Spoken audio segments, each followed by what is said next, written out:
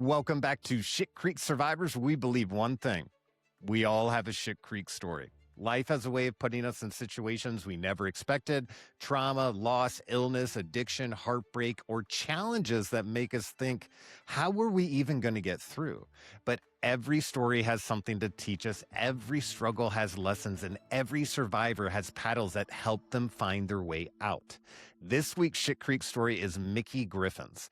Mickey's journey began with kidney failure and became a fight to survive, a fight to be heard, and a fight to take control of her own life. Today, she shares these challenges that she faced, the paddles that helped her get through them, and the lessons she hopes can help someone else who's stuck in their own Shit Creek. Let's get into Mickey's story. Mickey, thank you so much for being here on Shit Creek Survivors. If you would introduce yourself to our audience and let us know a little bit about you. Thank you. I appreciate being here. So I am 33. I live in South Carolina. I am actually a motivational speaker. I speak on mental resilience and communication. Um, it all stemmed from back in 2022 when a doctor almost killed me. Oh, gosh. Yes, I was a type 1 diabetic from age 12, Okay. and I had perfect blood sugar control. Then when in 2020, when COVID hit, both of my kidneys died and I had to go on dialysis. At Oh, first, my I was able gosh. to do at-home dialysis. Yeah, I worked 2 jobs. I was thriving. I was still able to see friends, have a social life. And then a year later, that stopped working, the at-home dialysis, and that was a big transition from just normal life. Yeah. After that, I had to go in center. When I went in center, I was there for a week, and one of the nurses caused me to. Have you ever heard of when your blood goes septic? Like you Yeah. get an infection and it causes. That's what one of them did. They used a dirty needle in my dialysis port and caused me to go septic. So I had to stay in the hospital for a week. Oh, my And gosh. stupidly, I trusted them and I didn't change my dialysis center. So I went back to the same dialysis center and it was about 3 months later. And in that 3 months, I started to have issues, like head issues in the back of my head, and I had no idea where they were coming from. And they slowly got worse and worse, like a headache. And then it felt like someone was punching me in the head. And then finally, it started feeling like someone was stabbing me in the back of the head with like a kitchen knife. Oh, And no. I would beg them for pain medication, for a different diacylate, which is the medicine that goes into dialysis. Okay. And for anybody that doesn't know, dialysis is the cleaning of the blood. So basically, between treatments, your blood would get dirty Hmm. and the blood would go into the machine, it would filter it and it'd give you back clean blood so it can circulate in your body. Right. And I was able before to do that at home through just this big ass machine that was on the table. But when I got to the dialysis center, obviously my life was in their hands at that point. So within those 3 months between the first time they got me septic and the second time, It happened a I second would beg time? for medication. Oh yeah. I So was it just actually happened a the second first time. time was a week. Oh, hmm wow. And in that time, like I said, I was begging for not just like pain medication, although I was hoping that that might happen, blood pressure medication, something, because my blood pressure, legally, they are not allowed to let patients leave with blood pressures that are not normal, which normal is like, Right. I think they've changed it, but it was, 120 over 80, 130 over 80. Yeah. They were letting me leave there consistently week after week with 200s over 100s, which Oh, is my stroke gosh. level, as you Yes. know, Yeah. week after week. So my body was getting, there's a word for it, basically toxic. Mhm. It was breaking down. I got to the point where the treatment it was hurting. Like when they would go in, and dialysis is 3 times a week, Monday, Wednesday, and Friday for 4 hours. So you just sit in a chair for 4 hours while your blood's going in and out and you feel nauseous and it's not fun. Yeah. Um, we got to, um 3 months later, it was March 14th, and I was at home, and all of a sudden, I wake up in a hospital bed 2 weeks later. I have no idea what happened in that time until I was living with my mom at that point, because I know I'm going all over, but like I said, when I was 12, I was diagnosed with type 1 diabetes. Yeah. And that entire time I was fine until my kidneys died. So I was having low blood sugars. It's hard to explain, but the dialysis was causing me to have low blood sugars. Okay. And then my blood pressure would go high to low. So my head was constantly just like up and down. Yeah. When I finally fell, okay, so I fell actually quite a few times when I lived by myself. I had my own 2-bedroom apartment, and I fell one time, smacked my head on the door. Um, that almost caused me to go into a coma, but they just found out that I had it caused like um a nasal ball. So then I was put on the list. The I feel like I should have wrote this in order to It's okay. so much stuff happened in that short period of time. But We I'm gonna know go back life to we know life is very complicated. You heard my story. I kinda go here, and then I go forward, and then I go yeah. back, and, like, all this kinda stuff, so you just keep doing what you're doing. It's beautiful. Well, sometimes it goes like in a smooth line, and sometimes I'm just like, "Oh, wait, then this happened." Yeah. But basically, in those 3 months, I was asking her to either get me pain medication. I was asking for definitely blood pressure medication because I knew that was dangerous. My mom was a nurse for 30 years. She told me you can't have 200s over 100 blood pressure for a long period of time. It's going to cause a stroke. Yeah. Even though at the time I was in my late 20s, Mhm. it for anybody, it's going to cause that. Yeah. So when the time came, and yes, I did have a stroke.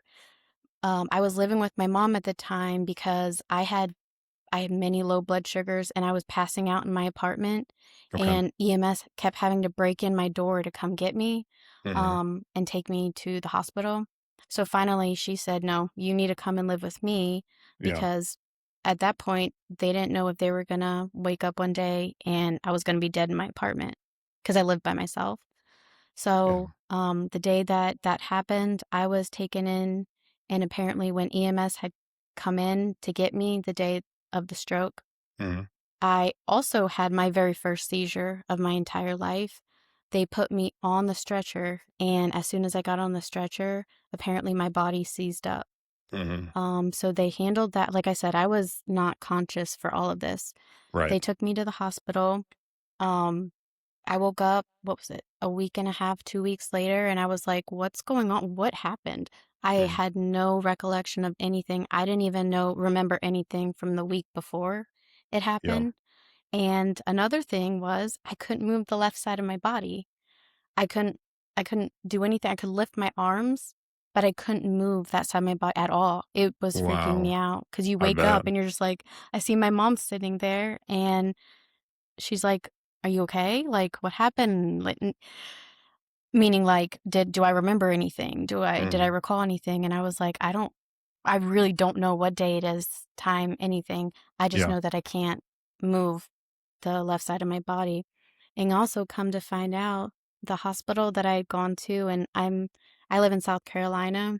Mhm. Um, the healthcare here is not the best as far as like if I were to recommend somebody like a healthcare area, South Yeah. Carolina is not who I would decide. Okay. But they apparently put a boot. That's just my unsolicited No, advice. I can yeah, I They appreciate it. put a boot. They put a boot, like when you're in the hospital and you're in a coma, like they put those boots to give the circulation for your legs. Yeah. They had put one of those on, and apparently in that week and a half that I was in the hospital, they didn't check it. So I ended up getting an ulcer just laying there in the bed in the boot. I wake up and I'm like, I can't move the left side of my body. They take these boots off, and I'm like, what is that on my foot? And it was like a full ulcer on the side of my foot that took months to heal. I still have the scar from it. They Um, yeah. my mom finally told me what had happened, and I was in disbelief. honestly, that was probably the worst period of my life leading up to that and then that point, because leading up to it in that time when I said that I was having like the stabbing in the back of my head, the Yeah. pain, during that time, I was like, "Do I even wanna be here? It's never gonna get better. It's always gonna be like this." I was put on the kidney, like, wait list. That thing is so hard to get on and it's harder to stay on. Like, people think if you need an organ, you get put on the list. No, there's a whole list of things you have to qualify for to be able to get and then stay on the list. And the, hospital, I'm not gonna list names, but the hospital that I had gone to, they it was almost like I I know this is probably me, exaggerating, but it was almost like they had something against me because every time I'd get on the list and I'd be so excited, and then I'd move up on the list, there was a reason that they wanted to take me off the list. And usually it was because my dialysis doctor wasn't doing what she needed to do. Um, because I was like, "I'm desperate." I'm like, "What do you need me to do? I will do everything." And I kept checking things off the list. That's another thing that I speak about, Hmm. with mental resilience is also advocacy, because I do believe in a lot of healthcare systems. I felt like a number Hmm. where most people on dialysis are like 80. They're older. It's a different demographic, and I was in my 20s. They were Hmm. treating me like I was just another number. You're just number 33 on the list of dialysis patients today. And I saw it in the other patients. Like, they don't treat you like a person. They treat you Right. just like another number, another patient, yeah.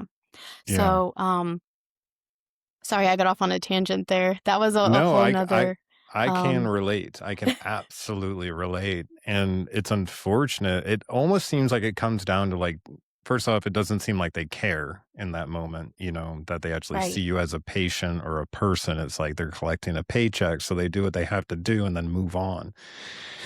And in that Right. moment, this is very personal to you. This is your life. This is everything. It And they're is. kind of pushing you off like it doesn't really matter that they see it every day and all this kinds of stuff. And they almost seem callous.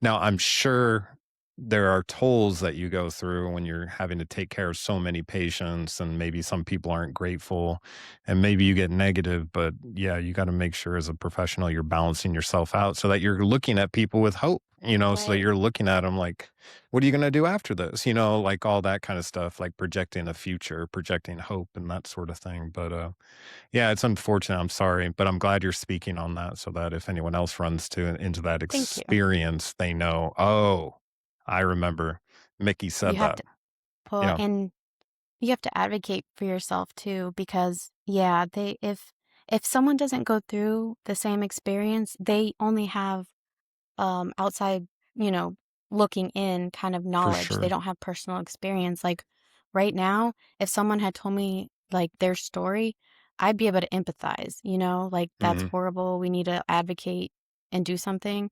But at Yeah, the time, I didn't have anybody. So I went through a period where, yeah, I did not want to be here. I considered, because obviously I was still diabetic, I had insulin, I had ways to do it. Um, and then I had to actually pull that out of myself. My schedule, my life was non-existent. I was at home, I went to treatment, I went to the hospital. I went to treatment, I went to the hospital. I had no life. yeah. That was my life. I was literally like, this is gonna be now on unless I do something. Mhm. So I finally called the doctor that is above so I deal with the transplant team. Okay. And I called the doctor that is above the transplant team because they made it seem like I was invalid. I was going to physical therapy 3 times a week for 6 months, and that wasn't working. And how I am, I'm a little impatient when it comes to um like in the gym. I always want to go harder, quicker. Like, I don't want Yeah. to wait and, take it easy. Like, that's just how I've been. Mhm. So I then took that into my own hands. I started doing weight training and focusing just on the leg. trying to get my balance in order because I lost all function of that side. I was Wow. very lucky that it didn't like, nothing happened to my face, because usually when someone has a stroke, it just completely, like, you don't Yeah. have the muscles in the face anymore, Right. but It it all paralyzes affected them, my right? leg Yeah. and yeah, and, so I was stretching a lot, I was doing balancing a lot, I had to walk with a walker initially, then I had to walk with a cane, and that went on for, like I said, 6, 7 months, and I still to this day, and this was years ago, back in 2022, I still walk with a limp, and I'm Mhm. still when I'll go for a jog, I'll still trip over myself, and I've fallen a couple times, but, back to the story. You reached a point where you were saying like you weren't sure if you wanted to move forward. And that's a very relatable section right there because like we were talking about in my scenario, I was like, I don't want to do all this work. Like it's impossible. It looked impossible to me to climb that mountain. I was like, no freaking way. And so you're dealing with Yeah, that decision. You're dealing with like, do I even want this? And the doctors kept pecking away at you, so you went over yeah, your, the, the transplant options. team and you talked to the main doctor because it seemed as if he wasn't getting the correct information from everyone below, Right. right? So they Well, were they had one impression of you based on your chart, and then your chart's not accurate, so information's not moving, you're being pulled off of the list, all this kinds of stuff, which means like your hopes are going up and down and hope and down. And, you're like, what mhm, am I supposed to do here? Like, I'm doing my best. I'm not invalid. I'm going to the appointments you're sending me to. Like, what else do you want me to do? right, Just keep me on the list. I'm healthy. I'm young. I'm going to use the organ longer, which definitely contributes to the right, decision, so it's like, are you going to give it to me who's like 20 or keep why are you pecking away at me in my 20s when you've got people in their 70s getting kidneys today? So it's like, right, what's going on here? And you can't even talk to the main person until you eventually were like, I'm advocating for myself. I'm going to go talk to this doctor and I'm going to start working out. I'm going to start that's basically right where you were at. You were saying that you were going to start to lift okay, weights and you were working on your leg because your leg was yeah, most affected. Yeah. yeah. Yeah. So I did. I ended up taking the physical therapy into my own hands and working on it myself Yeah. because it just wasn't working with physical therapy. I started at a South Carolina hospital, Mhm. but when I found out that they were not going to do my surgery, or they were not going to keep me on my list, on the list for the transplant, because Yeah. they kept, like I said, having reasons to take me off of it. My uncle actually lives in Florida and recommended the hospital that he works at. So I was like, well, I don't want to start the whole process over, because if you start in a different state, you start lower. Because, I Right. mean, like in South Carolina, if you're taken off the list, when you're put back on the list, you take your same spot. So no matter Okay. if 100 people went on the list after you still go back to your same spot. Okay. If I went to Florida, I'd have to start all over. But I was like, I need to, because um, the catalyst for that actually was they had me come in for, I forgot exactly what the appointment was, but they were basically telling me what they would do if we did go to surgery and I had my transplant and stuff. And they were going through the list, and my mom actually like clocked it. She was like, so one of the things that they told me would have killed me on the table had I stayed at that hospital and gone through with the surgery.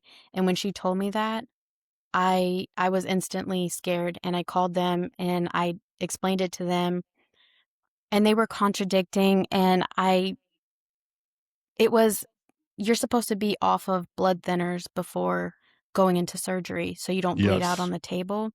And they said, no, that law has, or not law, that rule has changed.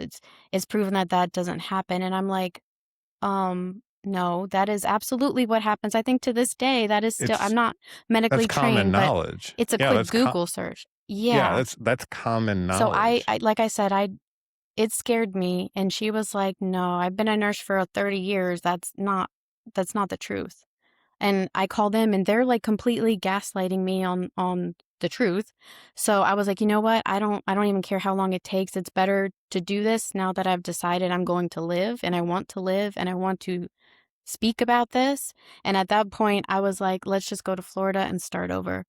I got so lucky. When I went to Florida, um, their teams were amazing over there, but they also, on paper, saw that I was an invalid. As soon as I went there and talked to the doctor, he looked at the paper. It was funny. I went in the office and he looked at the paper and he looks at me and he's like, "Is this Michelle Griffin? This is your birthday?" And I was like, "Yeah." He's like, "No, they have you here that you can't even eat. You look like you can stand and you can eat," because they were saying uh when I had been in physical therapy, they had me in there as a, I don't even know the term. It's where you have to have a liquid diet. And I Oh, go in there and I'm wow. like, "I have teeth. I want food." Like when I went to physical therapy, because I had to do like in-person physical therapy. I Yeah. mean, like, it's a there's a term. It's a place and you go, this was years ago, I'm sorry. No, I And actually you went go to a in and you rehab. stay there for a week. Yeah, yeah, like an Yeah, it's like a physical, yeah. inpatient. Yeah, And yeah, inpatient rehab mm, versus like outpatient.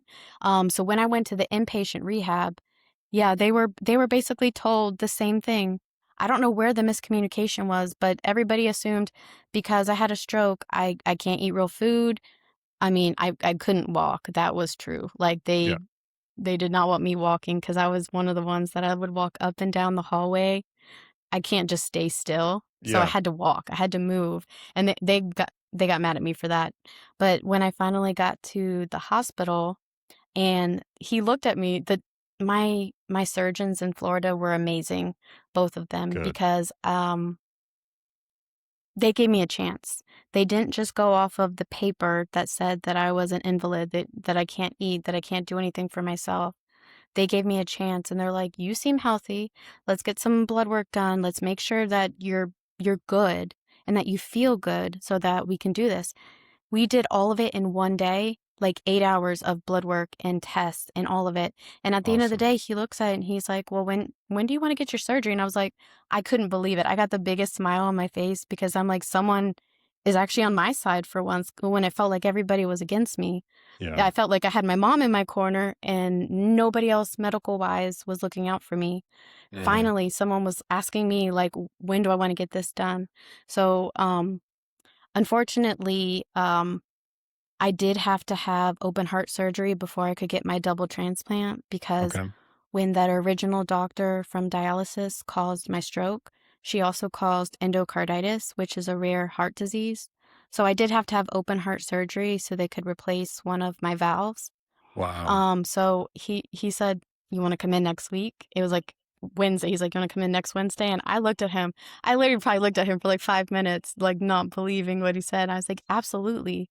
So I actually got my open heart surgery in October, and then I healed from that. I healed from that amazingly.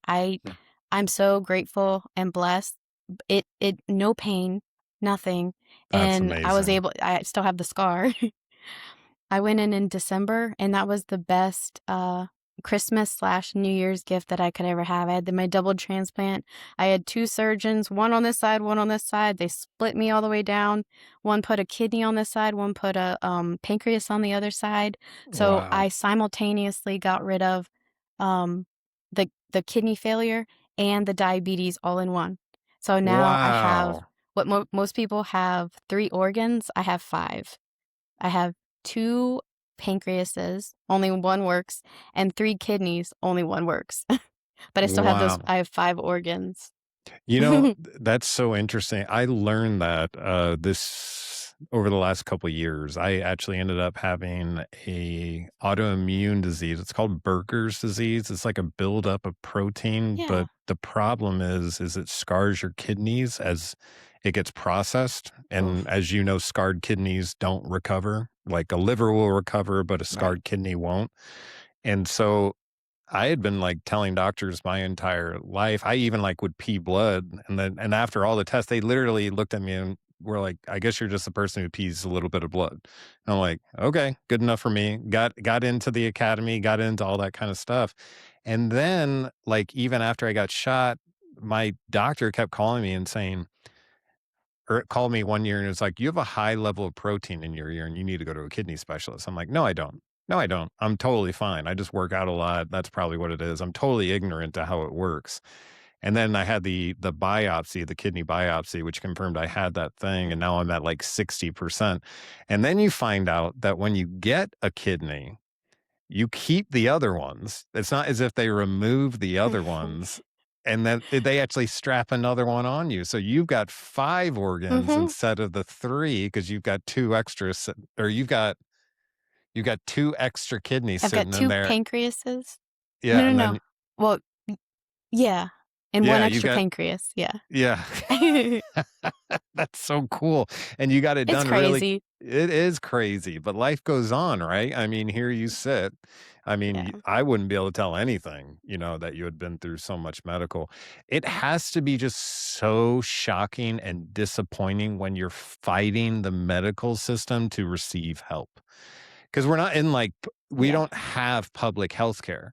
Our health care is actually private, which means you're paying for it, so you would expect that you get the service that comes with paying for, you know what I mean? So it's like, how is this Yeah. how is this happening? It seems so unfair, and especially when it feels like they're ganging up on you and they have access to Oh the god, yeah. Yeah. and they've got the access to the chart. You can't write anything in the chart. Like, there's an old, Seinfeld episode where Elaine sees on her chart that a doctor at one point said that she was hard to deal with, and she's like, "Can we just take that off?" And then that doctor writes something, and so then she tries to go to another doctor, and they get the same chart, and all that kinda stuff. She tries to steal the chart, and it's like a big no-no, and it's like the whole joke that they have control of that chart, so they have control of your treatment. Right. You can talk to your blue in the Well, not face, only but that, it's sorry, go ahead. well, it's almost like ooh, it's almost like they're God. Like, it's Yeah, they feel like they have, like, the God complex because they essentially have your life on in their hands with that. yeah, yeah. Um, yeah, I guess one good thing that I got from, like, fighting with them, as and when I realized that I wanted to advocate for myself, I probably went a little too aggressive on it, like, I would call them day after day. They said that I needed to do this one thing to get back on the list. I knocked that thing out that should have taken 2 weeks in, I think, 4 or 5 days. I don't even remember what I think it was to get blood work, and the blood work had to be done it had to be under a certain number, and I had, like, 7 or 8 tests I had to get done. So I went in a week and got all those tests done, and I mean, I was traveling, like, with my mom would take me Yeah. to different parts of South Carolina to get these tests done so that I could qualify and be back on the list, and I would call them and they say, "No, we don't have any we don't have any not advice, we don't have any news for you today. Try back in a couple weeks, or we'll let you know." That was what they love saying, "We'll let you Yeah, know." And I'm the yeah, type that I was like, "No, I'm every day that goes by is a day that I could die." Like, yeah. and at that point, I had already decided I wanted to live, so Mhm. That's key. one good thing That's that key. came out of it is yeah, I when you there's, I don't even know if it's a law, I think it might be a law. When you are on dialysis, you automatically, qualify for Medicare. So, the Okay. good thing about all this happening is that I was able to get really good insurance Good, during it. So, like, good. I still had out of pocket, but I am on Medicare for all my because I have to take, anti-rejection meds for the rest of my life Yeah. to basically preserve the kidney and the pancreas. Mhm, And so every 12 hours, so 7:30 AM, 7:30 PM, I have to take meds, and mhm. um, the Medicare makes the cost of those a lot more manageable. They're still expensive, but it's a lot more manageable than if I had just like what someone my age would be able to qualify for, because Yeah. most people in their 30s can't qualify for Medicare. Yeah, and So, it is shocking. Like, I'm on a bunch of medications for PTSD, and they're trying to preserve my kidneys, so I'm on, like, something else where they're trying to get my liver to process the sugar at the same time, so the kidney doesn't have to do it on its own. yeah. And, yeah, it's crazy when you find out you're gonna be on medicine for a long time, and we recently switched insurances because my wife started with another company, and it's a different plan, same company, different plan, but when I went to go pick up one prescription, I probably take about 12. That one 30-day bottle was 300 and something dollars. And I was like, Mhm. I can't Yeah. do this. Like, who could do this?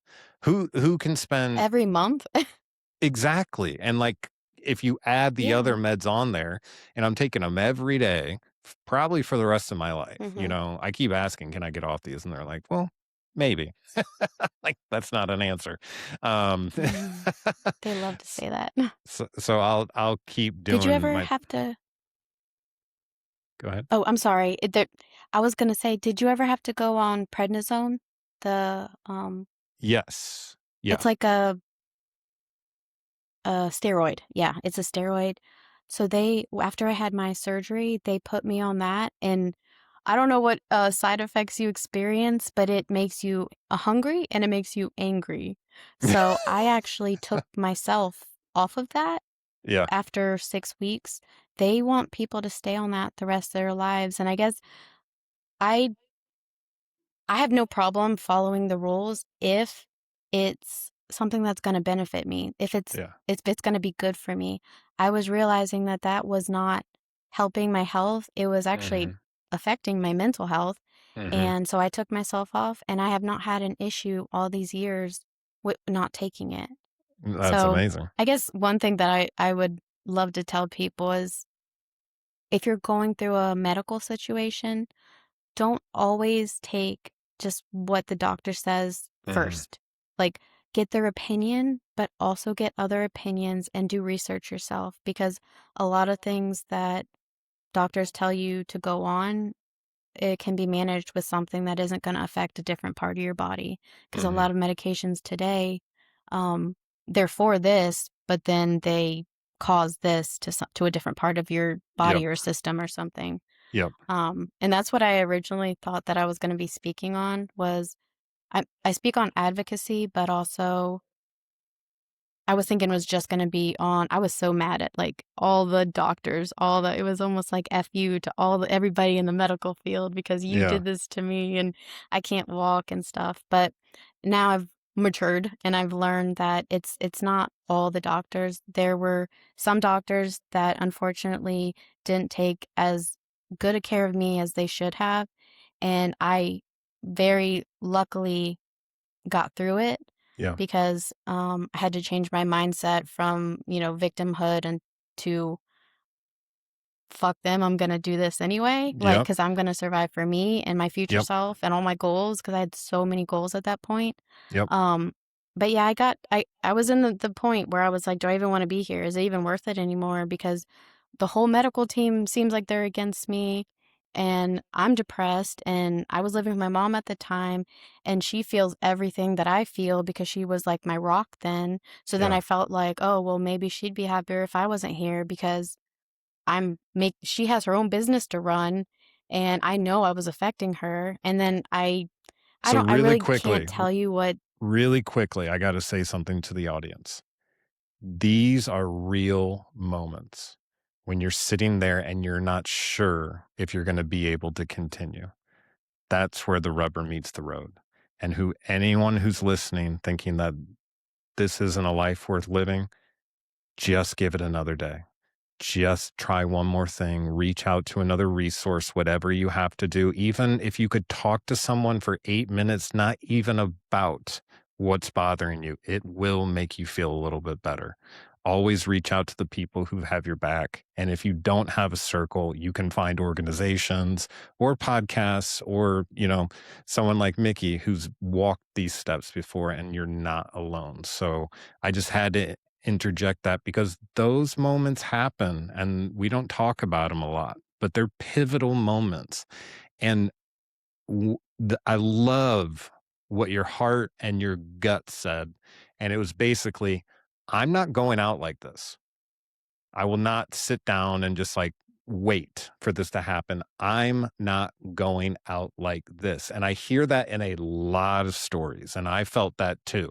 Like no matter what, I'm going out fighting. And you have to make that Right. decision, and that paves the road to everything else.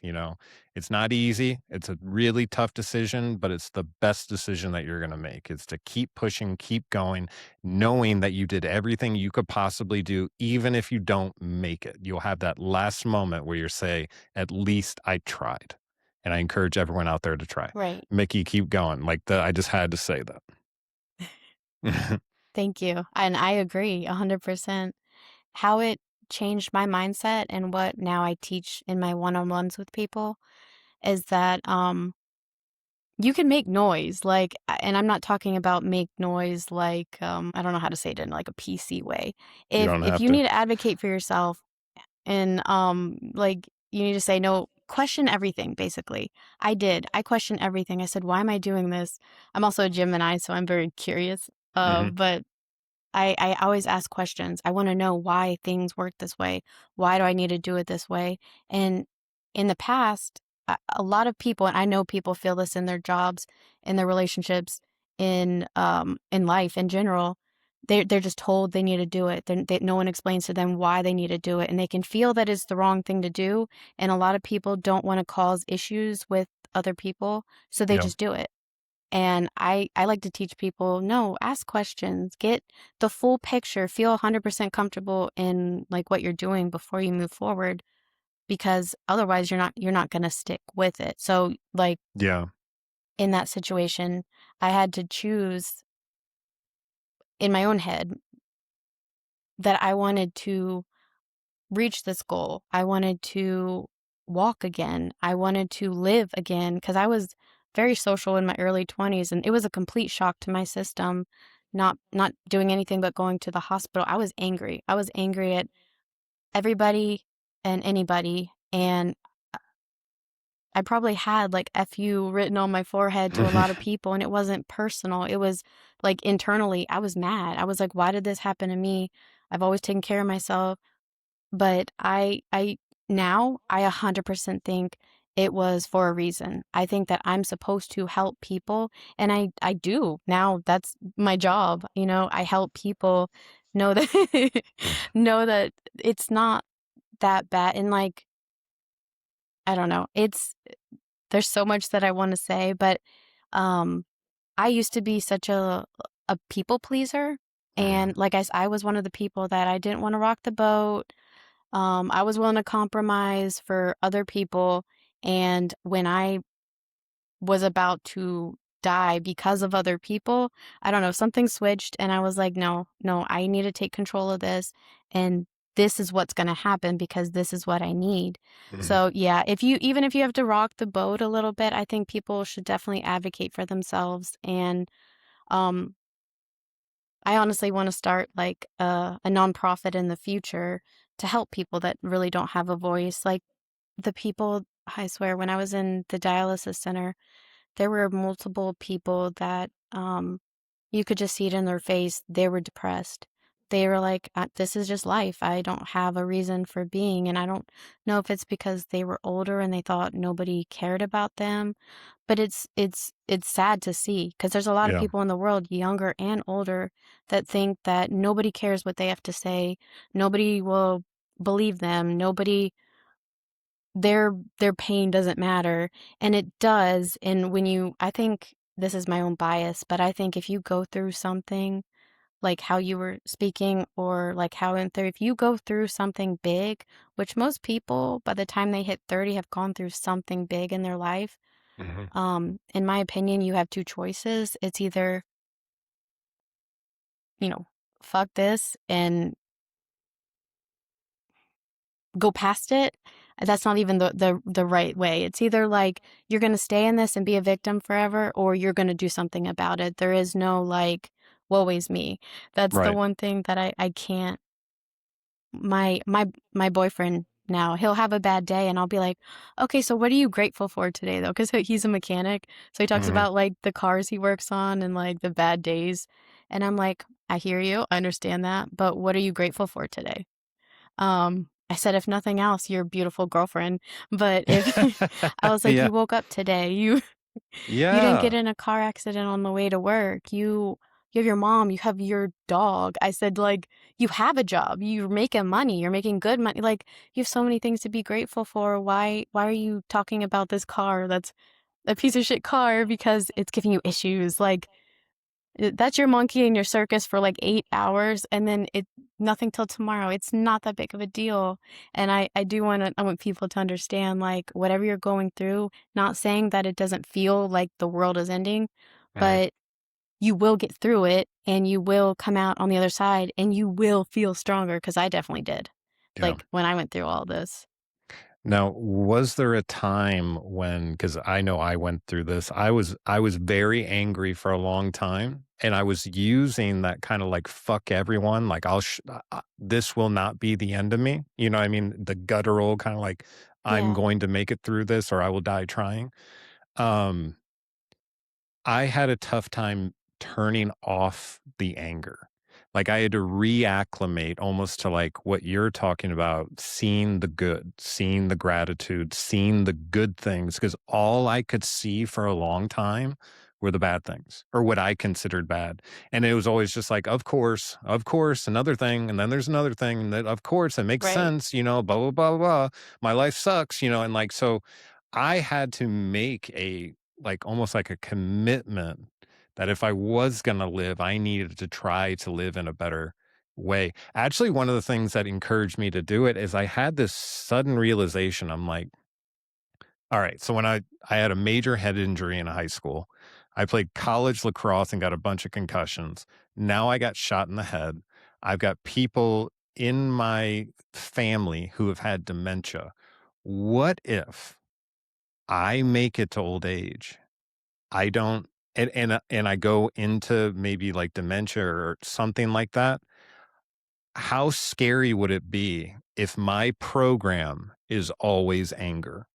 And especially like I'm 6'1", 220, you're only gonna get a couple chances there before you either get put into, like, an institution where you're, like, actually having to be cared for because 'cause you're too much of a threat to the people around you or the society that you're in. I was like, Right. I might end up in that boat. If I'm always angry, if I'm always a problem, and if I'm always ready to die, because I was ready to die on small hills, you know what I mean?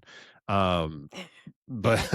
like real small hills. But and I look back at it now and I know that that whole process with growth too.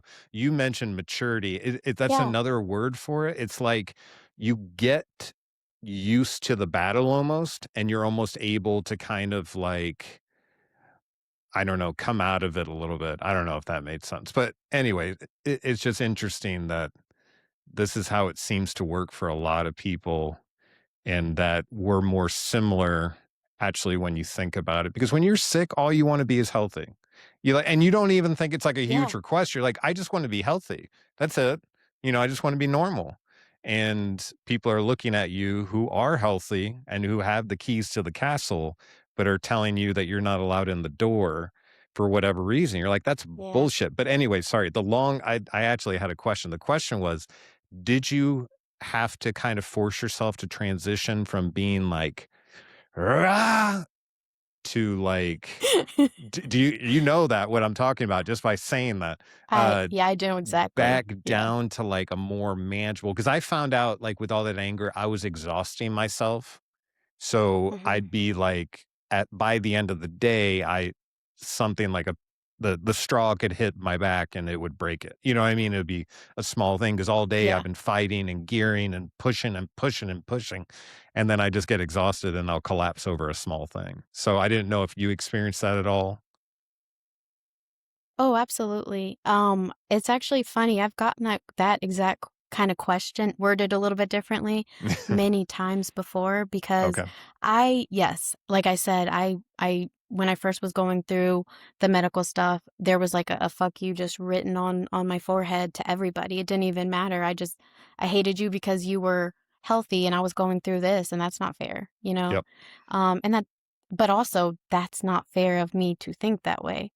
Right. I'm still to this day, like there's things that I have to tell myself. Now I do have a process actually, because nobody's perfect, and I don't think you just flip a switch one day No. and go from angry to grounded. It's No. a process, and you Yes. practice it every single day. Yep. So like right now, I'm trying to think of a recent example. I'll bring my boyfriend up again. If he pisses me off in like a conversation or something, my immediate reaction, and it's always been this way, was to just bleh, like Hmm. you know how people when they get in an argument, it's who can hurt whose feelings better, like Yeah. who can make the other person feel when you get in really heated arguments, I'm talking Yeah, about. I know what you mean. And now it's more like what do I want to preserve? I don't know. It's a more grounded thought process. Yeah. Nothing is ever that serious to me anymore. Like it's Hmm. been years, not since this medical stuff, that anything has been so serious that I'm willing to just be angry Yeah. for no reason. That's why in the political state of the world, I think there's a lot of people that can benefit from just like calming their nervous system, Yeah. because that is going to cause you like a premature death, in my opinion, Hmm. if people are always angry all the time at Yeah. nothing. But yes, I went through that period. I actually did. Oh, this is a perfect example. I ended up, the original doctor that neglected my care and caused the stroke and the endocarditis. Me and my mom had gotten together a whole case to sue her. Hmm. I mean, we had dates, numbers, all the proof, and getting all that stuff together and then finding a lawyer that would take the case. There were a few that would take it, but then there's like a what is it called? It's like a protection for doctors. Hmm. Um and it's very hard to sue a doctor, and just going through the process of the case itself was almost worse than when I went through the medical stuff. Not physically, but mentally, it was Yeah. almost worse. So I actually made the ultimate decision to um not go forward with the case, because we actually found a lawyer that said that they'd be able to win the case, and if not, um it was free. And I was like, "Oh my goodness, this is like a blessing." But mentally, I was done. I was done with like pursuing it. I didn't feel the need to get revenge. I was just at peace. I was at peace with the fact that this happened. I was at peace with the fact that I made it through. I was grateful at the fact that I still had a chance to like live my life, and I didn't want to stay in that anger, that hatred that I Yeah. had for the woman, because what was that doing for me? I feel like karma happens how it's supposed to. We don't always see the karma, but I think what you do in the world is going to come back to you. Hmm. So me dropping that gave me peace, and whatever uh karma in her own personal life happens with her, that that has nothing to do with me. Like I'm free of that. And I Yeah. don't know, something about that period of time when I was able to let that go and not hold on to that anger and have let somebody else have power over me, Yeah. I felt so free. And then Yeah. literally from then on, any disagreement I had with people, any frustration, like I even slow down on the road now. I used to like get speeding tickets when I was in my early 20s. I had a heavy foot. Um, and even on the road, if people are driving, like a jackass on the road, I'm like, I hope you get where you're going safely. And I'm just chilling. Like I don't know. It's not a switch, but it's a decision every day to just choose to be like, it's not that serious. Yeah. I really believe like humanity is better than what is portrayed to us every day. People just have to make the decision to choose the right thing over the wrong thing, the kind thing over the mean thing, the grounded thing over the anger. And most people, it's easy to be angry. It's easy to be angry. It's easy to hate somebody. It's harder to love somebody that has done you wrong. Yeah. So I don't know. Yeah. it's been a long process over the past couple years, but every time I'm on a one-on-one call with somebody, in my coaching, or if I'm speaking, and then after I get off the stage and I go and talk to somebody and they tell me their story, and I love one-on-ones because I get to, like, really connect and, like, talk to the person and know their everything about them. Normally, when I talk to people, like, in person, I can look at their eyes and, like, I can feel, like, what they're feeling as they're Hmm. talking to me. Yeah. Um, I don't know. I want other people to understand that we're all way more similar than we are different, Yeah. like, as a whole. Yeah. And when we get hurt emotionally, we get sad, we get angry, and Yeah. sometimes that shows up in how we approach the world because we've decided, well, maybe the world isn't as kind of a place, and why would I be nice to people who aren't nice? But the problem with that, and I found that too, I was stuck in resentments for a long, long time. And, Yeah. you know, a resentment is like drinking poison and expecting the other person to die. I know that's such a cliched thing to say, but it's like you're hurting yourself by putting that energy through you, the anger, the resentment, the I can't wait to see you because this is what I'm going to say. Or, I mean, I had other Right. stuff. I mean, if you, at my worst, if I was leaving this earth, I actually was going to take one or two people with me. But before I did it, one of them, I was going to rip off their ear, hold it in front of them, and make them explain to me why I get to keep it. Like, I was in that dominant just rage, and I Yeah. couldn't get out of it. And I don't know how it happened because I was in them for a long time. But man, once I was finally able to let go of the resentment to these specific people, Yeah. it changed my world. You can't, it's almost impossible to halfway live in anger and then halfway live in gratitude. The anger will always Yeah. eat it all up, it seems like. It taints it all, and you're swinging back and forth, which is even more extreme. You're almost like bipolar in those moments. You're trying to be super happy, but then something happens and you end up in like rage, sad, anger, sadness, and then you get back up and like all this kinds of stuff. But Right. well, yeah, it is, yeah, it's Well, crazy what we another do. cliche, they say, your brain, is the strongest, muscle in your whole body. We Mhm. choose the day that we have by when we wake up in the morning, what is the first thought that you have? Like, Right. um, for a long time, like, I was angry when I'd wake up because I was like, sleep was so blissful, and then I wake up and I have to get up out of bed, grab my walker, go to the bathroom, like, Yeah. that was my reality, and I was like, "When am I gonna be able to walk again?" And then that would immediately put me in a bad mood.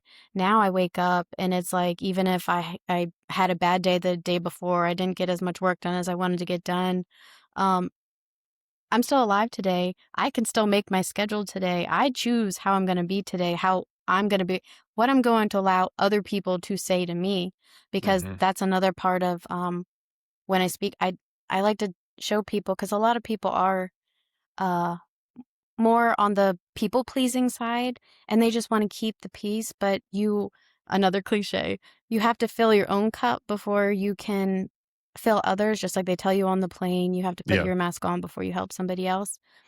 I'm 100% on board with the idea that you have to be selfish sometimes. Like, you Yeah. have to make sure that you are good before you make sure somebody else is good. And I actually think that that is a way to, like, help humanity in a way, because if you make sure that you're good and your cup is full and you're happy, you're going to be Mhm. more excited to help somebody else if they have a problem. But if 100%. you're having a bad day, how are you going to help somebody else with their bad day, you know? So I, Right. I definitely think people need to focus more on their mental state, even than, like, their physical. I mean, physical is important, but your mental Mhm. health is so important. And if your cup is always filled with anger, you know what I mean? It shows up on your face like you were talking about earlier. My wife had to basically tell me for a period of time that I've got a resting scowl, if that makes any sense. You know, like she's like, I have a resting bitch face sometimes, but I try not to. You just stare at everyone like you're Yeah. still a cop. And I'm like, okay, I'll work on that. And it's funny, it takes steps. It takes a long time to kind of, and I think something that I wanted back for like, I wanted to go back to who I was prior to all this Mhm. happening. When you're in the process of all this Same happening, you're here. just like, I'm going to lose everything, right? Nowadays, I would not wish to go back to who I was because I appreciate more and I'm more proud of who I am now Mhm. than who I was before. And that's such a weird thing to say. And you can only Right. say that after a long time of like, you have it took a long time to be able to say that. It took 11 years, you know? Um, Yeah. and then it's even more freeing. You were talking about when people are angry and stuff like that, when they get into an argument, it's who can hurt the other one fastest, quickest, and the most. Better. That's like those real vicious Yeah. type of things that make you feel sick afterwards if you've ever been in one, especially if Mhm. you've ever said anything that wasn't right to say, but you did it to hurt somebody. I've done that before. I'm not perfect, and it just like makes you feel sick afterwards. Um, it's just, you've got that anger inside of you. And when you start to, it's almost like mature, grow, whatever it is, you can get into a heated argument like that. And instead of being reactionary, like tit for tat, you can start responding because you give yourself a couple extra seconds to the point you can actually Mhm. think to yourself, what else is going on with this person?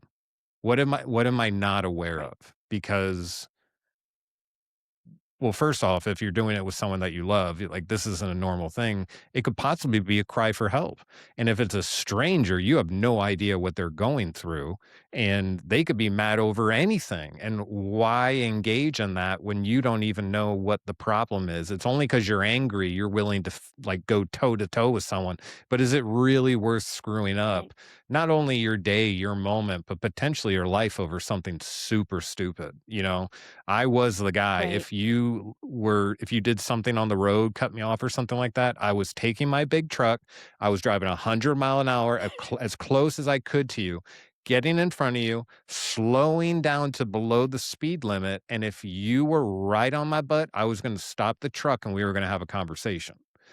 This is not good. This is like a problem waiting to happen. And I knew it too. So I'd like end up in these situations and then I'd be like, what's wrong with me? What am I doing? I'm broken. I'm a piece of trash, and then I kind of slowly build myself up, kind of feel like I'm getting some confidence. And then something else would happen where I'd run into someone who I thought was being disrespectful, demeaning, whatever. And this Right. trigger would go off in my head like, never again will someone treat me like this. And I kept repeating that same cycle over and over and over. And it just took a lot of time and it took a lot of work. But now I'm free of that cycle. I can actually think in that moment, what am I missing here? Or what else is going on? Like, Right. what am I responsible for here? And if I am responsible for it, I'm sorry. Like because you eventually get to a point you're like, I've had enough. I've just had enough. And it does take time, and I Right. keep saying that. I know everyone hates to hear the time thing, but it shifts things, so hang in there. It does, yeah. It really does. It's I'm like I'm wondering, do have you asked, anybody else if they 'cause as you were describing, like, the being in the truck, now you said you're 6'2", I'm, like, 5'1", but I used to do the same thing, like, mhm, if somebody ticked me off on the road, I would, like, get all aggressive too. mhm. I wonder if that's, like, a mindset after you've gone through a certain type of trauma, like, that's just the mindset, like, you have to be a warrior to, like, show something, you know? Yeah, Because it I went almost through like the same thing. I was it kind of for me came through like sort of like a guardian sorta deal. It was like I was protecting myself. So it was like I was the pit bull for myself. So that like I knew I was so hurt and I'd almost like not split, I'm not like split personality, but there's a part of you that knows how to be very protective. And if you mess with my wife, you mess with my family, you mess with any of that, I'm coming at 100 miles an hour. You know what I mean? And at some Yeah. point, I had that something went off of me. It was like, I have to fight this. Like, this all falls on my shoulders. I have to fight for every inch here. People are actually in some ways getting in my way. Like, get the freak out of my way. I'm trying to get better, and just that anger and that intensity and that tunnel vision, it's tiring. Yeah. It gets you through stuff like the survival part, but it is exhausting. So eventually, for long-term survival, you've got to find a way to start easing up on that. And like you said, it's not an overnight thing or a light switch or just a decision. You know what I mean? It takes work. You're basically training your body again to do the right thing over the impulsive thing. The impulsive thing happens really Right. freaking fast. Like, I was getting into situations that I almost wish I could grab myself back from like 2 seconds after. Because Yeah. if I would have just waited 2 seconds, things would have been different. But I reacted. I took it personally. I was like, bullshit, this isn't happening again. You will know my name. You know what I Mhm. mean? Like that kind of thing. Yeah. Like, I'm ready to die over this. But yeah, I would say it's absolutely a trauma response. Absolutely. You were in an uncontrollable situation where people became dangerous. They weren't working in your favor. They weren't helping you. You had to pick up the torch for yourself and say, I'm not going out this way. But there's still that part of you that's like, still like, in that moment, you're not all warrior. There's still like 10 to Am I 20% the in there asshole? that, Yeah. yeah, it's like that 10, 20, whatever percentage in you that is actually sad, afraid, scared, overwhelmed, just wants to be alone, just don't mess with me. You know what I mean? Like, that's going on too. And the anger part comes out to protect that part, I think, you know, Yeah. and we're ready to Oh, be, I agree. Yes. we're ready to be savage too. Like, it's that old warrior savage type stuff, like not normal. This is like overwhelming aggression.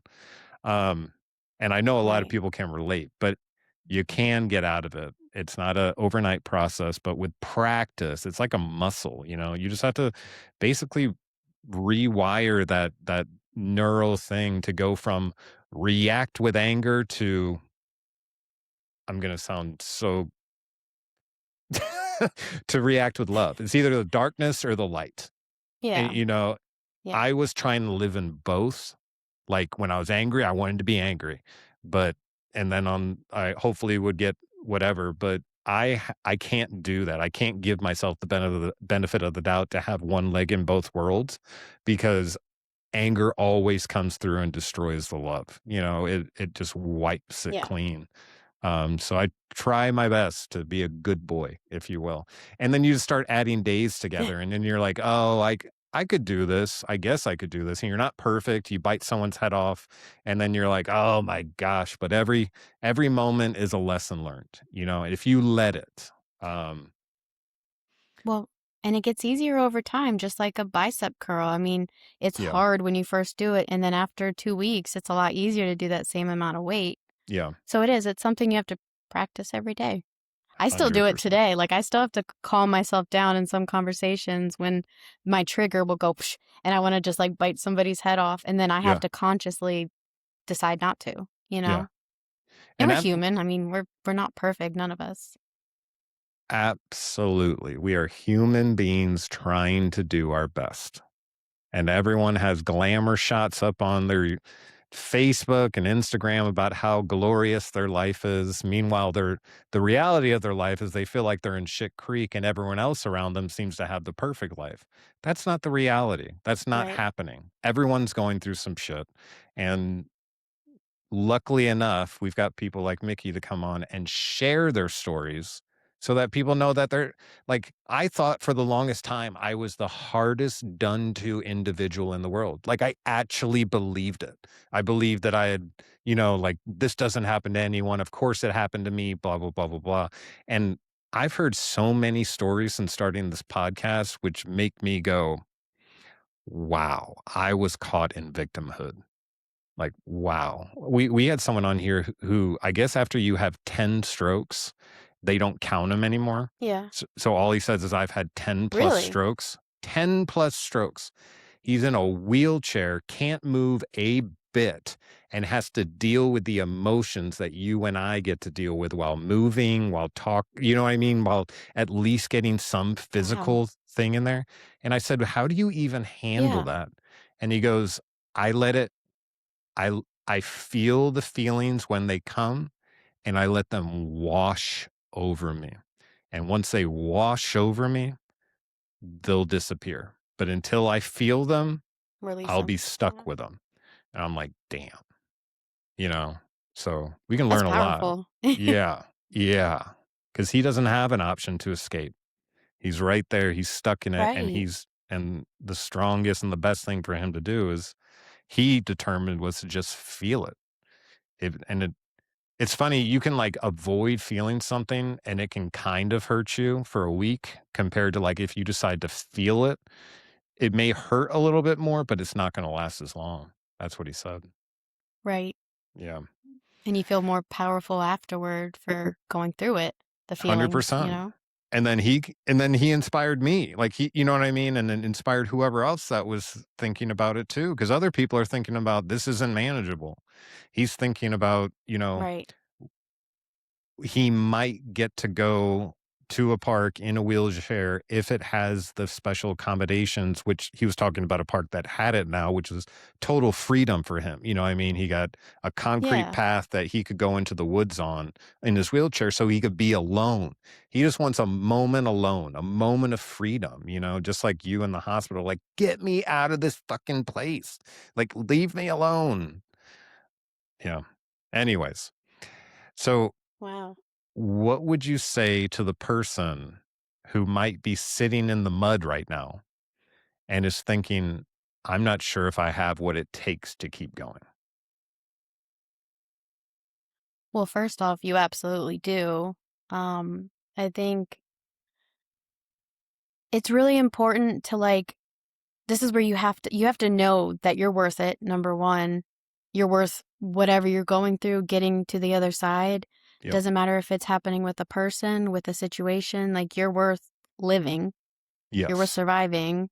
Even if you have to do it by yourself, you are still worth it and you do matter and you should be here. And if you need advice and you want to talk to somebody, I- like you said earlier, like just a couple minutes of getting it off your chest can be the change between someone wanting to, kill themselves and deciding they want to survive, is just talking about how they feel and moving past it. Hmm. I what I teach in my school is how to be mentally unfuckwithable. I Um, like it. I'm getting that trademarked. Hmm. But it's just about not letting things get to you, like people not liking you. And there are billions of people in the world. If somebody tells you that you're this and you're that, you don't need negativity in your life. You can choose to wake up every day and be rich, if not in money, in health, Yep. in happiness. Like you choose your own life, you choose your own story. Hmm. We all write our own stories every day, and you can either wake up and write it in a way that portrays you as the victim or the hero. Yeah. I like to wake up and think I'm a badass and I can do anything today and nobody can tell me anything else, but not in an arrogant way, like in a confident way that I know I'm capable. Mhm. And if somebody doesn't believe in me, well, I'm going to show them I can do it. Yeah. And I know that's a lot of rambling, but I really do No, think it's that people are not. capable of way more than they think they are. Absolutely. Like way more. Absolutely. And you're not alone.